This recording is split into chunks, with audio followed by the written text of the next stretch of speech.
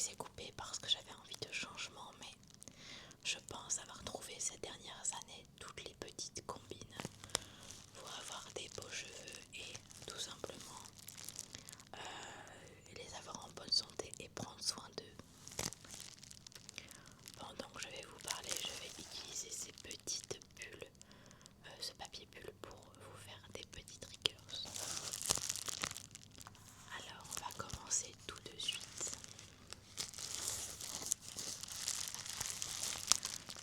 Il n'y a pas d'ordre spécifique pour les conseils, mais je vais vous les dire dans l'ordre. En fait, je vais enlever les papiers bulles parce que j'ai peur que vous ne m'entendiez pas. En tout cas, pour tous ces conseils ici, il n'y a pas d'ordre réel dans la manière dont je vais vous les dire. C'est plutôt des conseils globaux. Donc, c'est parti. Le premier conseil que je vous donne, c'est si vous vous lavez les cheveux une fois par semaine, voire encore plus décalé, vous faire 2 shampoings. Et même si vous faites 2 à 3 lavages par semaine, les 2 shampoings ça aide vraiment, notamment si vous avez le cuir chevelu sec ou même si votre cuir chevelu est trop gras, parce que se laver les cheveux 2 fois permet réellement d'enlever absolument toute la crasse et ça permet réellement de désincruster tout simplement les choses négatives et toutes les petites impuretés que vous pouvez avoir dans vos cheveux. Le premier lavage va vraiment permettre de tout décoller et d'apporter un lavage profond, alors que le deuxième va permettre à vos cheveux d'enlever totalement la crasse des racines et de les faire tomber sur les pointes et ensuite dans votre douche tout simplement. C'est un conseil que je ne faisais pas avant, et lorsque je sortais de la douche, mes cheveux étaient toujours avec une texture un peu bizarre et pas assez propre à mon goût. Et maintenant que je fais 2 lavages, et bien ça m'a changé la vie. Attention, je fais un premier lavage avec un shampoing que je n'affectionne pas spécialement. J'en mets une noisette et j'en mets pas énormément. Le premier shampoing ne va pas forcément mousser, c'est très important de le savoir, parce que comme vos cheveux sont saturés de graisse, de plein de choses, de pollution, et bien ça ne va pas forcément mousser et faut pas avoir peur par rapport à ça, c'est pas dramatique. Mais c'est vraiment lors du deuxième shampoing où vous allez utiliser un shampoing qui peut-être vous préférez plus et avec des actions hydratants, lissants, vous voyez ce que je veux dire. Et bien là, c'est à ce moment-là où il faut utiliser votre vrai shampoing. Moi, ce que je fais, c'est que pour le premier shampoing, je prends le moins cher du marché. Je prends celui que mon copain utilise parce que je sais qu'il est pas très cher. Et je me lave les cheveux simplement. Et pour le deuxième, par contre, en ce moment, j'utilise un shampoing de la gamme Rituals que j'aime énormément. Et pareil, ça sert à rien d'en mettre 3 tonnes. J'en mets une noisette que je vais mettre une partie là. Enfin, je fais comme ça, je fais une partie là et là, hop. Et ensuite, je masse mon cuir chevelu. Et lors du deuxième shampoing, c'est vrai que ça mousse beaucoup plus. Et c'est à ce moment-là où du coup, vos cheveux vont être vraiment propres. Mais faites attention à bien rincer vos cheveux, parce qu'on a tendance à mal les rincer, et donc forcément en fait vos cheveux sont toujours poisseux. Alors il faut vraiment insister et bien vous touchez bien vos cheveux pendant que vous les rincez. Si vous faites juste passer l'eau, ça n'a pas d'impact. Je vous conseille également de ne pas gratter, mais de simplement lever comme ça pour nettoyer. Si vous avez le cuir chevelu qui est déjà un peu sensible, le gratter avec vos ongles, ça va aggraver la chose. Deuxième conseil qui va avec le fait de se laver les cheveux, ne vous lavez pas les pointes, c'est inutile. Lavez-vous simplement le cuir chevelu. Le shampoing n'est pas là par principe pour laver uniquement les cheveux, il est là surtout pour le cuir chevelu. Et donc, se laver les pointes, ça peut les abîmer et surtout les rendre rêches et enlever tout ce qui fait que votre cheveu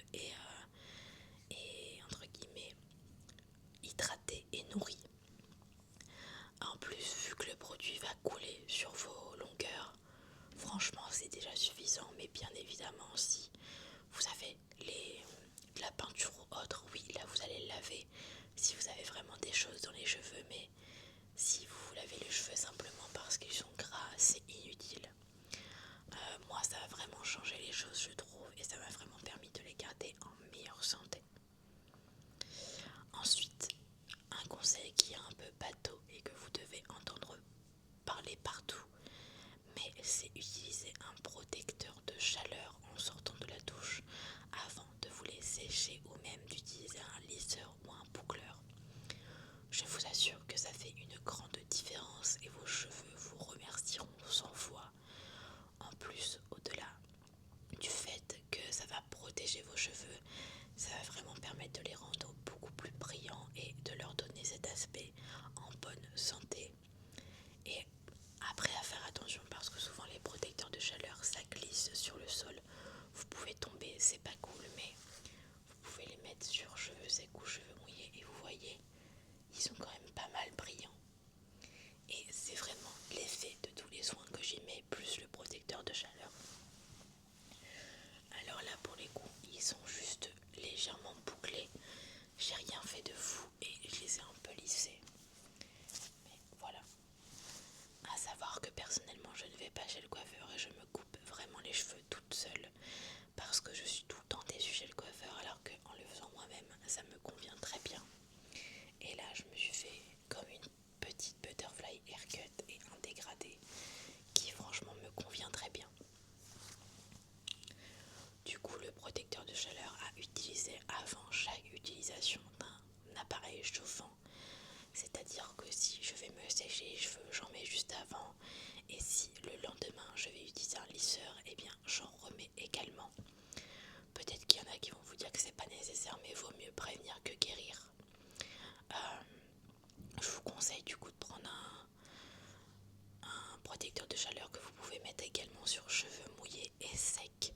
Et ce que je fais, c'est que j'en applique un peu partout et que je les brosse ensuite de manière à bien répartir le produit, ce qui va vraiment permettre que toute votre chevelure soit protégée. Ensuite, troisième ou quatrième conseil, on a le fait de nettoyer ses appareils, brosses, peignes et tous vos ustensiles de coiffure. C'est quelque chose qu'on a tendance à oublier, mais c'est super important. Et je couple un cinquième conseil avec celui-ci, c'est d'avoir deux brosses différentes. Une brosse pour les cheveux sales et une brosse pour les cheveux propres. Vous allez voir que ça va certainement vous permettre de étirer vos temps de lavage, notamment si vous vous lavez les cheveux tous les jours ou tous les 2 jours. Je pense que le mieux c'est de se laver les cheveux 2 fois par semaine. Ça dépend bien sûr de votre type de cheveux, du travail que vous faites et de plein de choses, mais si vous avez un travail qui ne vous salit pas trop les cheveux, eh bien 2 fois par semaine c'est très bien. On a tendance à dire qu'il faut les laver le moins souvent possible, alors qu'en réalité c'est quand même hyper important, notamment pour la pousse des cheveux. Si vous voulez éviter que votre crâne et que la racine de vos cheveux soit bouchée avec tout ce qui est résidus de pollution ou bien même la graisse que produisent vos cheveux, j'ai oublié le nom. Eh bien, il faut selon moi quand même vous les laver régulièrement, même si vous avez un type de cheveux qui est sec et qui ne graisse pas forcément. Voilà. Et du coup, pour parler du coup des deux brosses, la brosse de cheveux secs, ça va être pour le soir, enfin pour le jour où vous vous la lavez. Et là, du coup, pour revenir pour les brosses, la brosse de cheveux propres sera pour le jour où vous venez de laver vos cheveux. Vous pouvez vous brosser les cheveux avec en sortant de la douche et peut-être le lendemain et le surlendemain si vous estimez que vos cheveux sont propres. Mais à partir du moment où vos cheveux sont un peu graisseux, je vous conseille d'utiliser une brosse de cheveux sale parce que au moins lorsque vous allez avoir les cheveux propres, vous n'utiliserez pas la brosse avec laquelle vous êtes brossé les cheveux lorsqu'ils étaient sales, et donc forcément ça va avoir un grand impact parce que ça va permettre à vos cheveux de rester propres plus longtemps. Et c'est vraiment un truc qui m'a permis d'espacer mes shampoings d'au moins 2 à 3 jours parfois.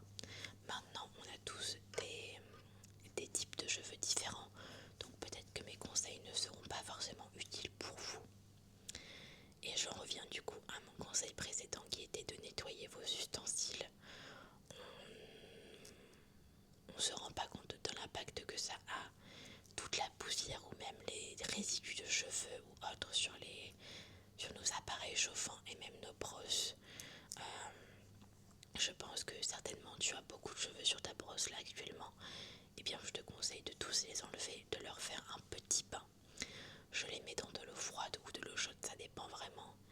Je mets un peu de shampoing dessus, le shampoing le moins cher ou même n'importe quel produit lavant. Et je les frotte et je les laisse tremper pendant minimum une demi-heure, 1 heure. Et ensuite je vais venir les secouer et enlever le maximum de choses qu'il y a dessus et les laisser sécher, que ce soit ma brosse propre ou ma brosse sale, mes peignes également. Mais je nettoie aussi mon lisseur. Pour ceux et celles qui utilisent des lisseurs, je pense que vous pourrez voir sur les côtés qu'il y a pas mal de résidus. Il faut simplement prendre un petit coton.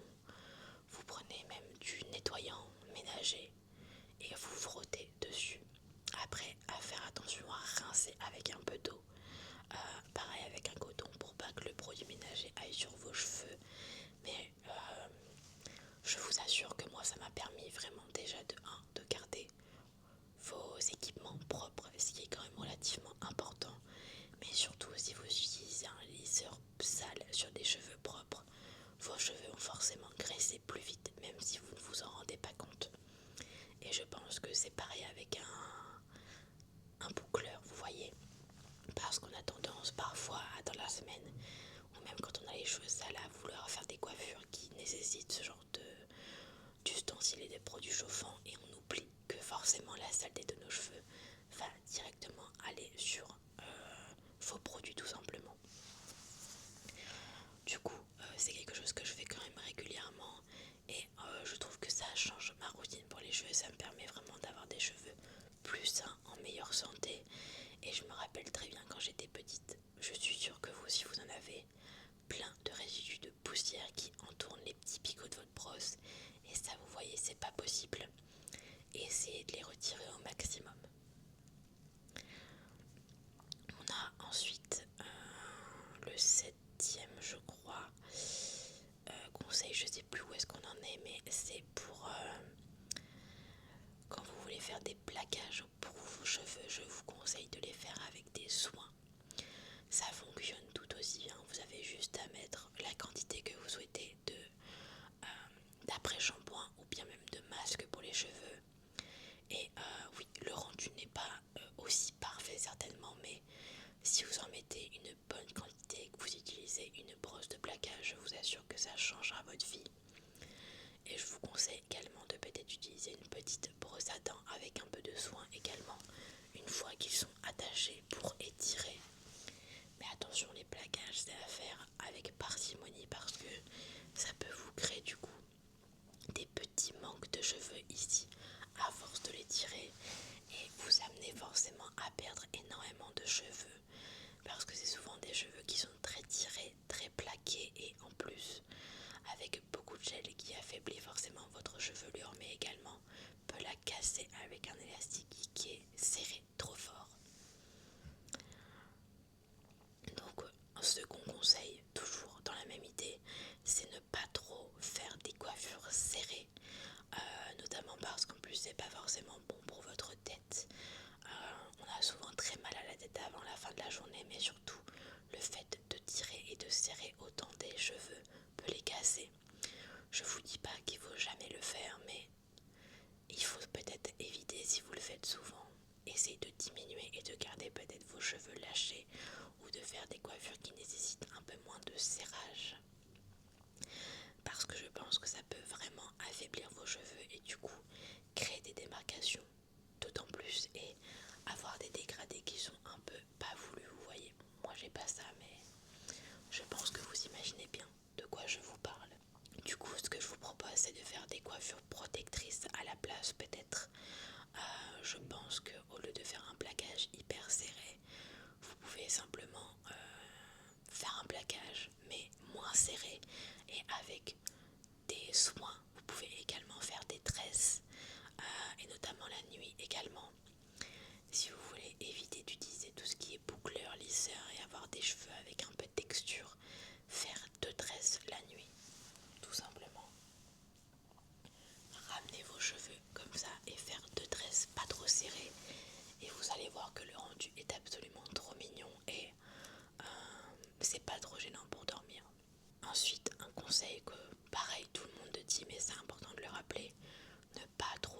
utiliser la chaleur. Je pense qu'1 à 2 fois par semaine c'est déjà beaucoup. Je sais que certains et certaines les utilisent tous les jours, mais c'est pour ça qu'il est important d'utiliser des bons produits en amont pour que vos cheveux tiennent mieux.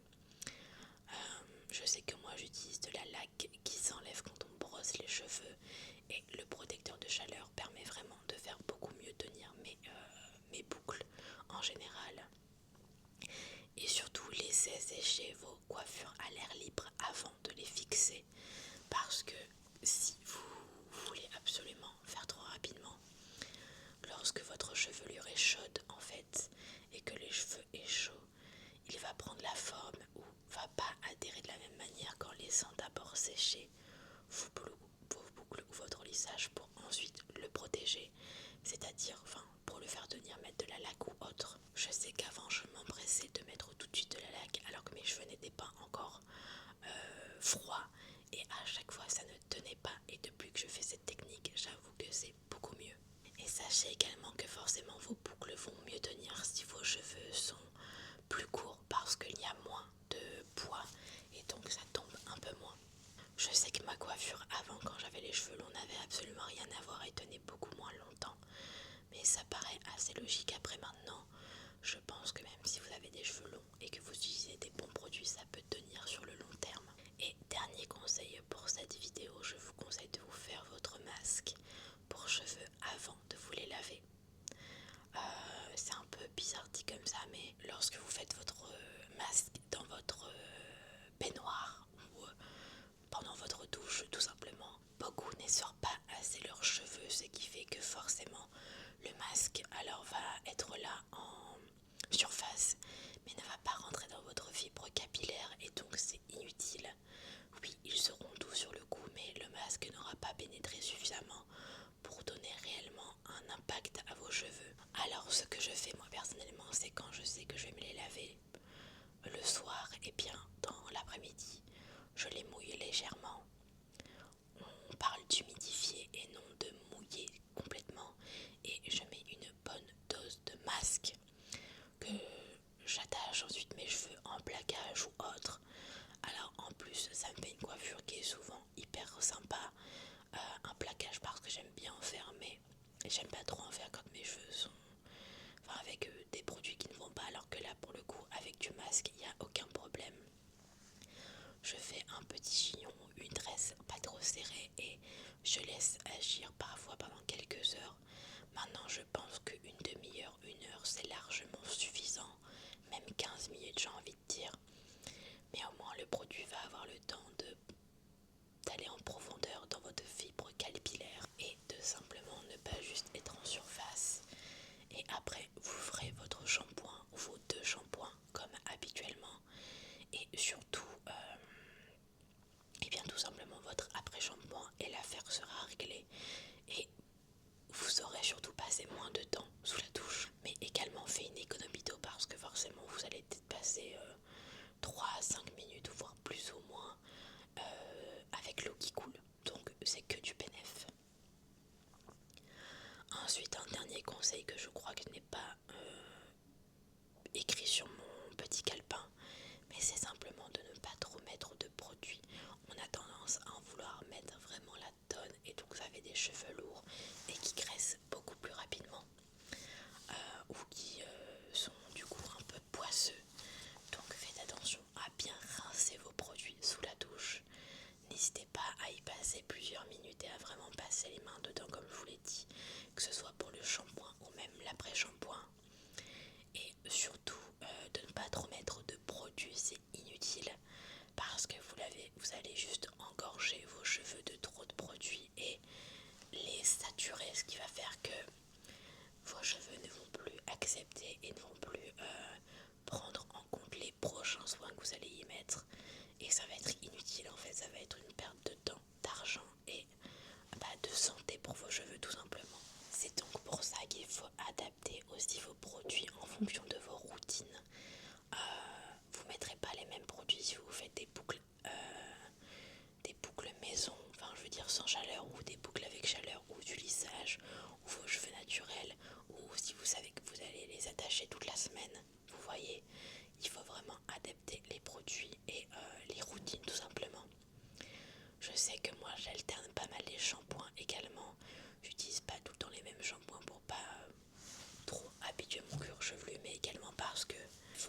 l'alimentation, mais il faut également le nourrir. Donc voilà, il faut vraiment changer les produits.